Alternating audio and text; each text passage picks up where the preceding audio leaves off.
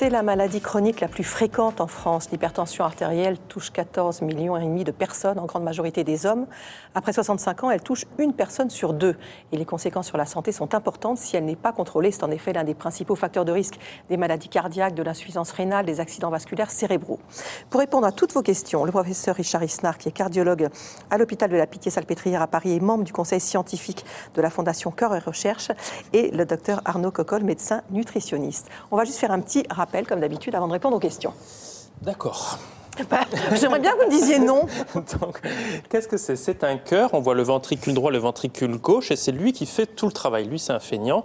C'est le ventricule gauche qui est très musclé, qui va se contracter. En se contractant, il va envoyer le sang par l'aorte, donc la grosse artère du cœur, qui va faire quoi?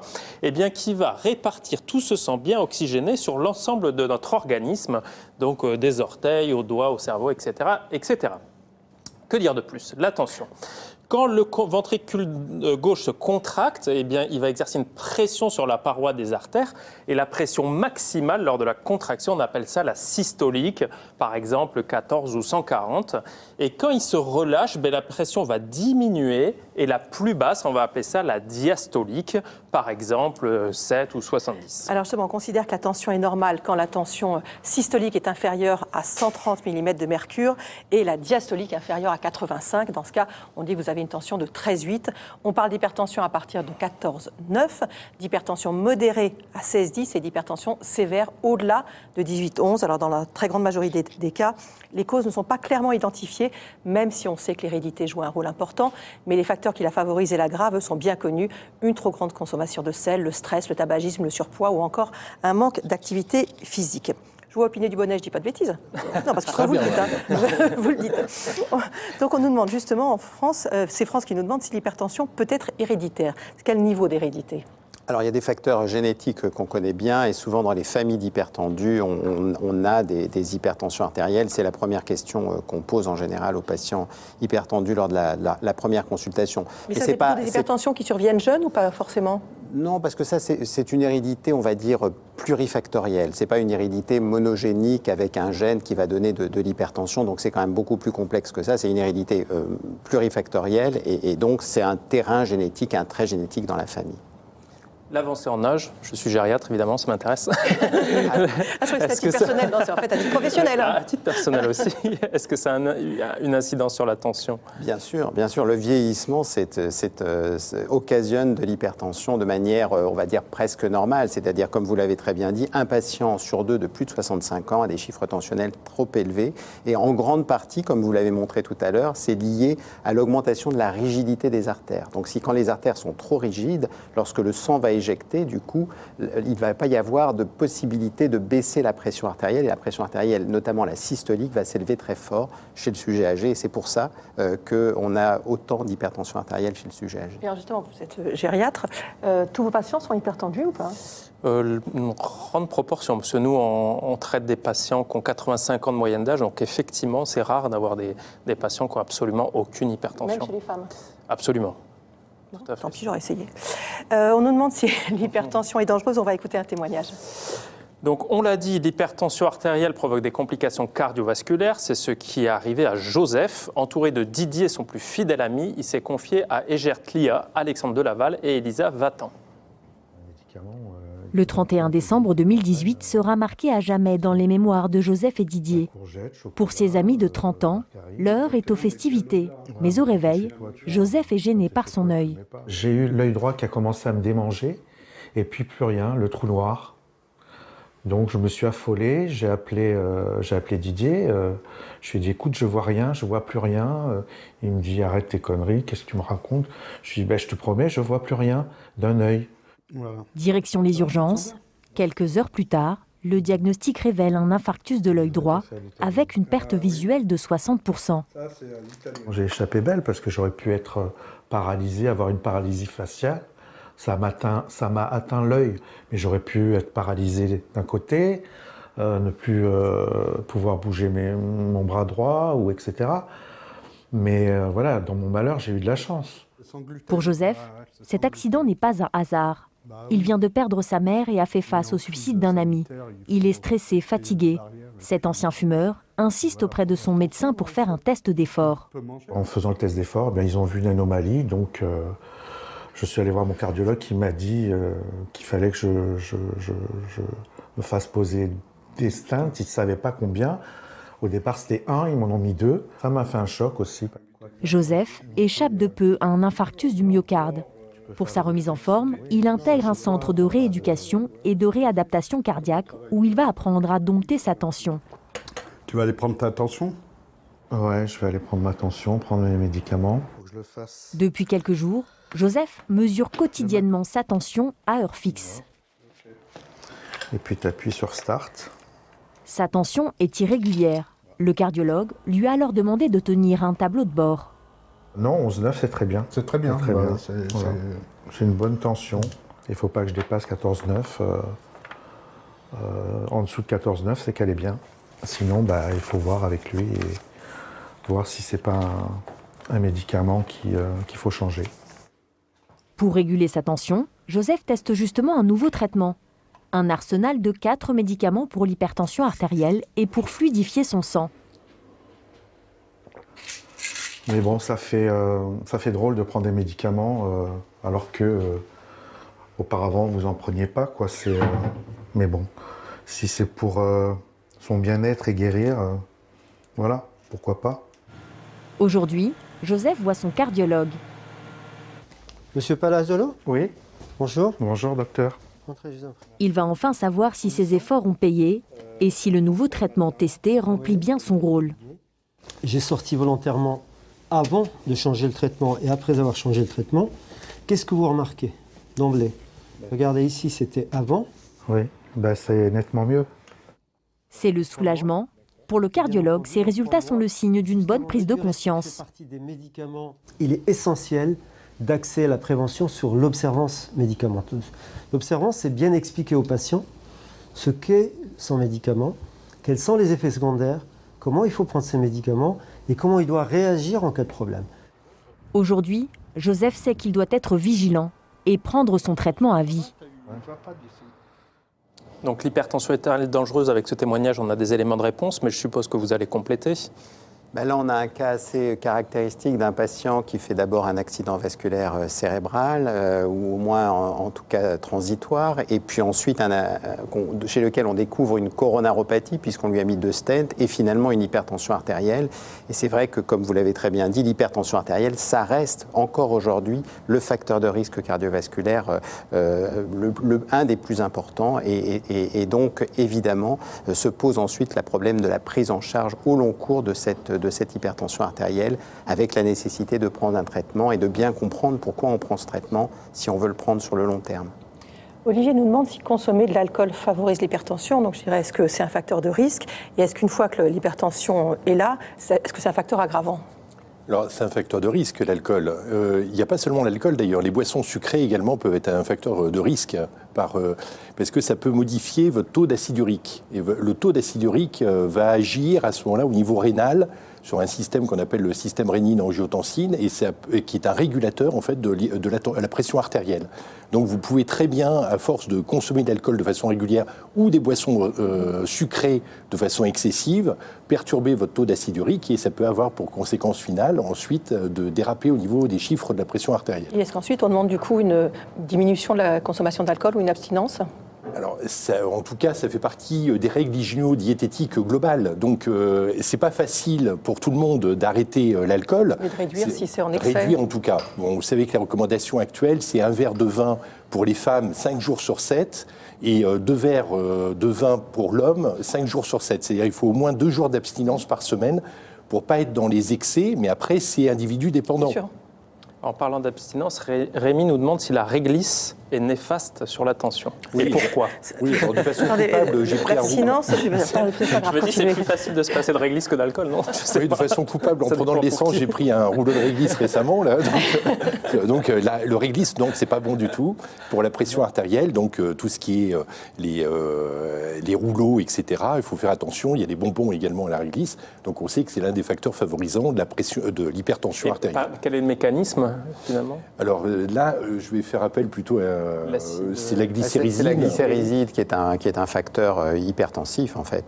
Et comme vous l'avez très bien dit, la réglisse, on en trouve dans beaucoup de choses, parfois cachées, dans les tisanes. Il y a beaucoup de réglisse parfois dans les tisanes. Absolument. Il faut faire attention. Et effectivement, parfois, moi j'ai le souvenir d'une patiente récemment qui prenait une tisane très régulièrement et qui a fait une poussée tensionnelle très importante à la suite de ça. Donc c'est un facteur de risque à la fois au long cours, mais ça peut aussi provoquer des poussées tensionnelles. Ah oui, Donc c'est vraiment un facteur d'hypertension artérielle. Il faut réellement être vigilant par rapport à la réglisse. Il faut toujours interroger le patient pour savoir si effectivement il ne prend pas des médicaments ou des composés comme ça qui peuvent favoriser cette hypertension artérielle. Bertrand nous demande s'il y a un lien entre banane et fruits à coque et hypertension. Alors, il y a un régime qui s'appelle le régime DASH, qui veut dire Dietary Approach to Stop Hypertension, qui est l'un des meilleurs régimes du monde. Donc cette approche diététique pour stopper l'hypertension comporte en fait une augmentation des fruits et des légumes. Je trouve qu'il faut insister auprès du commun des mortels pour lui dire que manger 5 fruits et légumes différents par jour, et dans le DASH, c'est même 10 fruits et légumes par jour. En anglais, j'ai adoré. Dietary. Je vais pas me moquer, c'est un accent terrible. Excusez-moi, vous pouvez continuer. Je peux vous le faire en croître. C'est plus facile, oui. Et donc cette approche diététique pour augmenter l'hypertension, ça sera plus simple comme ça. Donc c'est 10 fruits et légumes par jour. Donc je pense que les gens, quand ils entendent cette ritournelle qui est de manger des fruits et des légumes, devraient avoir aussi ce lien avec la prévention de l'hypertension, parce que manger de la banane, c'est très bon pour votre santé. Donc manger des fruits à coque, c'est très bon pour votre santé, les noix, des graines également, les légumineuses, tout ça, ça fait baisser la pression artérielle par l'intermédiaire du potassium. Nous ne mangeons pas suffisamment de potassium. Les légumineuses, c'est des légumes secs, hein, lentilles, pois cassés, et les céréales haricots complètes secs, également. Et le les céréales cassoulet de complètes. Toulouse. Non, mais si chacun y va de sa région, on ne va pas s'en sortir. On avait une question sur le surpoids et l'obésité. On a compris que c'est un facteur de risque, mais par quel mécanisme ça agit? Alors, le surpoids et l'obésité, vous avez forcément une augmentation en fait, du taux de graisse un petit peu global. Vous avez les adipocytes, donc nos cellules adipeuses vont fabriquer des adipokines, des substances qui vont générer en fait un climat inflammatoire dans votre organisme. Donc l'obésité est une maladie inflammatoire, c'est ça qu'on doit retenir. C'est pour ça qu'on a parlé avec la Covid d'inflammation contre inflammation. C'est vrai que les terrains obèses génèrent de l'inflammation et ça peut générer des maladies inflammatoires comme le diabète, mais également faire déraper nos chiffres tensionnels. On a vu Joseph dans le reportage qui prenait sa tension chez lui, c'est avec ce type d'appareil que vous Exactement. avez là, qui communique aux médecins au besoin, ça permet de communiquer régulièrement ces chiffres tensionnels aux médecins. Alors je pense que ça c'est quand même, on va dire, la nouveauté. C'est pas la nouveauté d'aujourd'hui, mais c'est très important de pouvoir prendre ces chiffres tensionnels à la maison. Et on a maintenant des appareils assez peu coûteux, à moins de 50 € qui permettent de réaliser ça régulièrement et qui donnent finalement une idée beaucoup plus fine qu'une seule tension qui serait prise au cabinet médical, où on sait parfois qu'il y a du stress ajouté qui fait que les chiffres tensionnels se dérégulent. Et lorsque maintenant, ce qui est vraiment recommandé, c'est d'une part pour le dépistage et puis pour le suivi de l'hypertension artérielle, c'est d'avoir ce type d'appareil. On recommande plutôt le brassard au bras.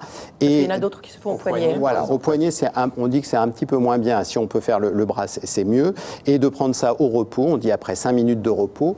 Et ce qu'on conseille, c'est de le prendre sur 3 jours, 3 fois le matin, 3 fois le soir. Et en fait, de faire la moyenne. Parce que ce qui compte, en fait, c'est la moyenne. Oui, de temps en temps, on peut avoir... La pression artérielle, elle fluctue énormément. Et ce qui compte vraiment, c'est une vision d'une moyenne. Et quand on fait ça sur 3 jours, 3 fois le matin, 3 fois le soir, on a 18 mesures. Donc, ça donne une information qui est absolument énorme et plus fiable. Et juste, on a donné au départ les chiffres tension normale ou anormale. Là, on avait vu Joseph qui prenait sa tension, qui avait 11,9. Et souvent, les gens s'inquiètent d'avoir un différentiel qui est trop faible.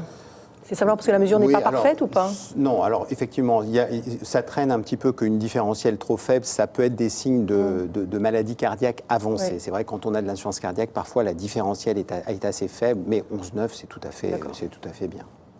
Un petit sujet peut-être ? Mais allez, Sur la prise en charge. Depuis 2002, l'hôpital de Dinard en Bretagne propose une prise en charge spécifique pour les patients dont l'hypertension a entraîné des complications cardiovasculaires. Au programme, 4 semaines de stage intensif pendant lesquels les patients bénéficient d'ateliers d'éducation thérapeutique, mais aussi diététique et physique. Un reportage réalisé avant la crise sanitaire. Céline Morel, Alexandre Delaval et Eliane Lassibille. Je vous laisse vous prendre place ici. L'hypertension a entraîné chez tous ces patients de graves complications cardiovasculaires. Pour éviter une récidive, il faut agir sur tous les facteurs de risque, à commencer par l'alimentation. Essayez de déterminer les facteurs qui joueraient sur l'hypertension artérielle d'un point de vue diététique. Disons les jus de fruits, non ? Le beurre, non ? Ça augmente l'hypertension, le beurre aussi ? Identifier les responsables se révèle bien complexe. Est-ce qu'on fait un petit peu le point sur ce que vous avez déjà trouvé ? D'accord. Alors, le sel, Oui, le beurre, oui. les alcools. On part sur le premier, le sel. Alors, à votre avis, quand on est hypertendu, combien de grammes de sel doit-on manger par jour ? J'ai entendu. 6 grammes, effectivement. Ici, le but n'est pas d'interdire, mais d'identifier les aliments dont il faudra limiter la consommation. Objectif, restaurer l'équilibre alimentaire, même chez les plus réfractaires. Moi, je suis charcutier de métier, donc le sel, je sais à peu près où il se trouve. Mais c'est vrai que j'aime un petit peu salé. Le beurre, c'est toujours demi-sel. J'ai jamais mangé de fruits de ma vie. Et là, au travers du stage avec la diététicienne, elle a commencé à me faire manger un fruit, le fruit que je pense que j'aurais pu manger, mais je ne l'ai jamais mangé. Ils ont des habitudes ancrées depuis des années et changer les habitudes, ça demande aussi un changement à la maison. Le stage est là aussi pour ça. Il dure 4 semaines aussi pour ça, pour leur laisser le temps de changer les choses et de mettre en place les bonnes habitudes alimentaires. L'inactivité physique est un autre facteur de risque de l'hypertension. Alors pour aller mieux, il faut se jeter à l'eau. Allez, on part en arrière. Donc vous restez bien droit, la même chose en arrière, monsieur A. Le but, c'est de redynamiser le corps et de faire travailler tout le système cardiovasculaire, donc d'avoir un petit impact sur le muscle cardiaque, sur les artères. Ça va, vous pouvez être plus dynamique. Moi, je ne faisais pas du tout de sport depuis une quarantaine d'années. Aujourd'hui, oui, je me sens bien. En mobilité, je trouve que j'ai gagné un petit peu. Et puis, au niveau respiration aussi, oui.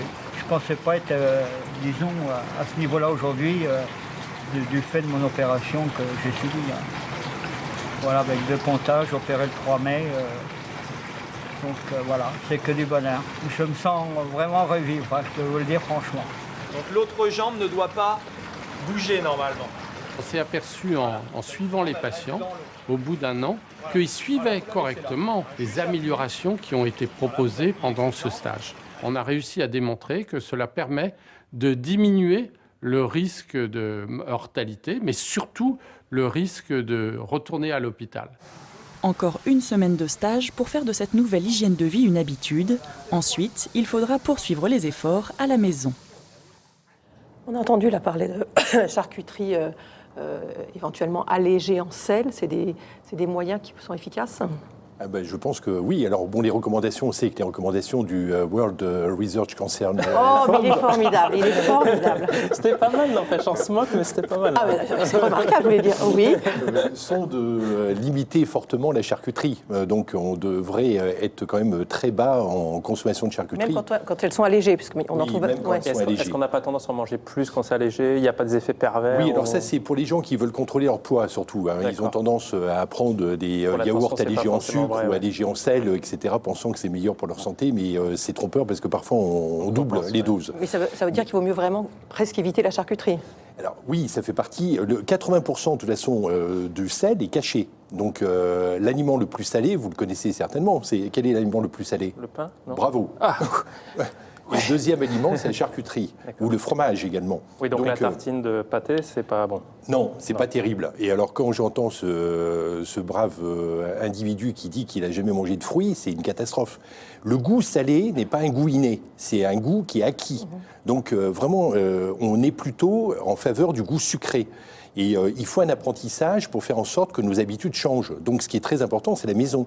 Et, après, c'est les pouvoirs publics qui doivent absolument inciter pour qu'on aille plus vite dans la diminution du sel. Donc il y a une partie éducation aussi finalement avec les Bien enfants. sûr, Éducation, je parle oui, pas puis thérapeutique. l'agroalimentaire doit aller beaucoup plus rapidement. Normalement, l'OMS, alors là je vais dire en français, l'Organisation mondiale de la santé, préconise en fait de diminuer de 30% la consommation de sel d'ici 2025. Donc on ne va pas suffisamment vite par rapport au premier programme national nutrition santé qui nous disait qu'en 4 ans, on devait diminuer de 25% la consommation de sel. Notre consommation de sel est abusive actuellement encore en France.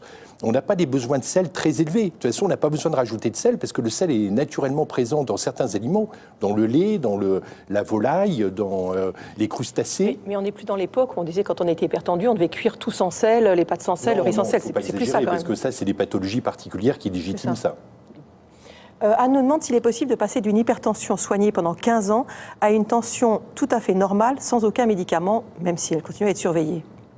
Est-ce qu'on peut guérir d'une hypertension ? C'est assez inhabituel. Il faut savoir qu'en général, quand on démarre un traitement, il est rare qu'on puisse l'interrompre, mais il y a des cas particuliers parfois où effectivement des chiffres tensionnels peuvent se normaliser quand il y avait des facteurs peut-être de stress importants qui ont accompagné cette hypertension artérielle et que ces facteurs de stress disparaissent. Parfois, il arrive que les chiffres tensionnels finalement se normalisent, mais je dirais que c'est assez exceptionnel. Ou si quelqu'un change radicalement son mode de vie, par exemple. Exactement, aussi, tout à fait. L'hygiène de vie, le sport, la perte de poids, ça peut... Justement. Grégory. Justement, Grégory. Mon cardiologue m'a dit que les rapports sexuels réguliers pouvaient améliorer l'hypertension artérielle. Est-ce vrai ? Je pense que la sexualité, l'hypertension ne contre-indique pas la sexualité, bien entendu. Et la sexualité, ça fait partie de l'hygiène de vie, et évidemment, et ça fait partie d'un bien-être. Et donc, tous ces facteurs vont aller dans le sens... Tout est intriqué. Voilà, tout si est on a intriqué. une vie sexuelle épanouie, Exactement. on mange peut-être plus sainement, etc. etc. Les pilules du bonheur, je crois qu'elles font augmenter un petit peu la pression artérielle, pour certaines. D'accord. C'est possible, oui. Benoît, il a 55 ans. Pendant ses périodes d'abstinence sexuelle, il fait beaucoup de pics hypertensifs. C'est la question, enfin l'affirmation inverse, c'est-à-dire qu'effectivement, dans ces périodes-là, il est probablement plus stressé et sa qualité de vie est moins bonne, et donc finalement, ses chiffres tensionnels se déstabilisent. Donc mieux vaut être intriqué, vous avez raison. Absolument, mieux vaut être intriqué.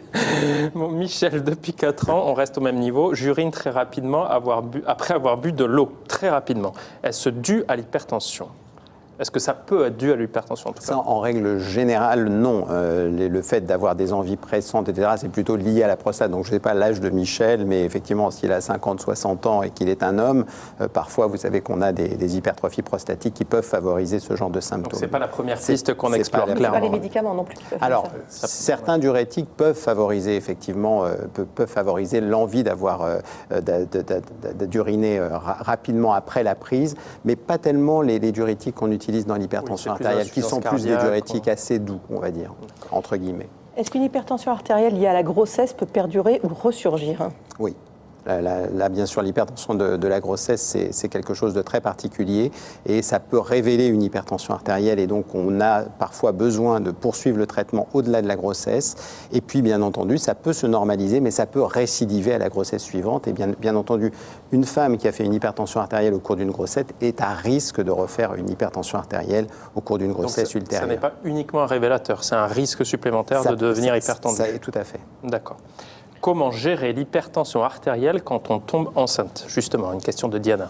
Alors ça, c'est une question difficile parce que réellement, l'hypertension artérielle de la grossesse, c'est quelque chose de compliqué qui nécessite souvent l'intervention d'un spécialiste. Et on sait qu'on ne peut pas donner tous les médicaments. Donc il faut faire extrêmement attention parce qu'il y a des médicaments de l'hypertension artérielle qui sont contre-indiqués pendant la grossesse. Donc il n'y a que quelques médicaments, quelques classes médicamenteuses comme les calcium bloqueurs, éventuellement les bêta-bloquants qu'on peut donner au cours de la grossesse. Mais par exemple, tout ce qu'on appelle inhibiteurs des enzymes de conversion, antagonistes des récepteurs à l'angiotensine 2 sont fermement contre-indiqués. Qui sont pourtant de très bons médicaments par ailleurs. Qui sont de très bons médicaments, mais à proscrire pendant la grossesse. Merci beaucoup à tous les deux. Merci pour cette leçon d'anglais qui va nous complexer pendant un bon moment. Vraiment, c'est un petit appel à témoins.